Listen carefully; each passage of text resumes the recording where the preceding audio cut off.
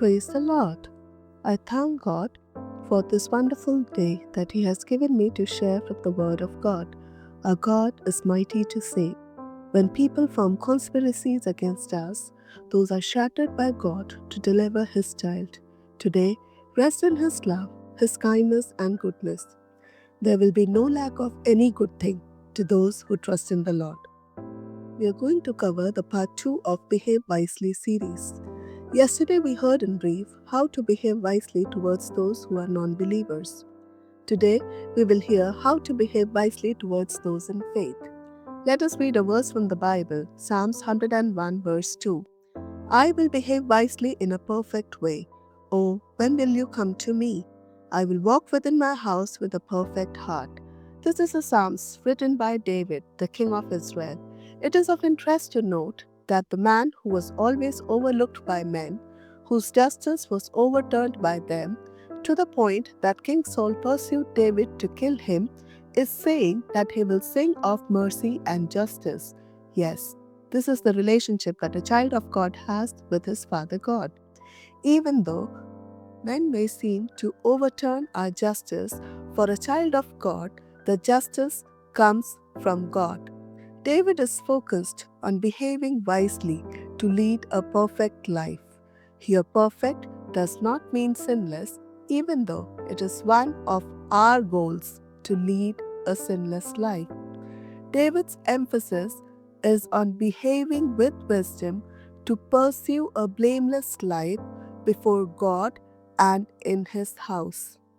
Apostle Paul has written much about acting wisely in our relationship with God, families, and church. Almost in all his epistles, he explains to the church how to lead a godly life within their relationships. What are those relationships in which a believer should be faithful and behave wisely? First, relationship between husband and wife. Both should act faithfully to each other, taking into consideration that wife submits to her husband and husband loves her as Christ loved the church. Mothers and children. Paul taught that elder women must teach young mothers to love and care for their children. Fathers and children.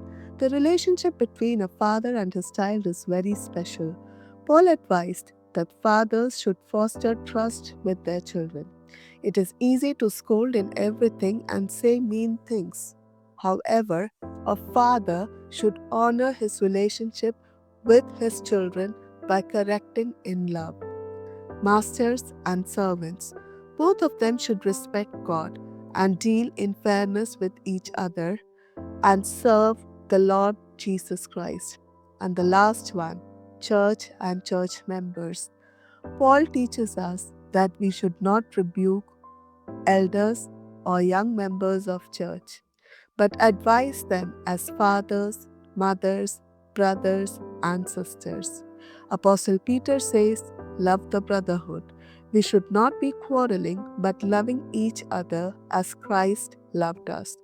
May these words encourage us to behave wisely with those who are in faith, our own flesh and blood, and that we love them as Christ loved us. So the enemy does not get anything against us to accuse us.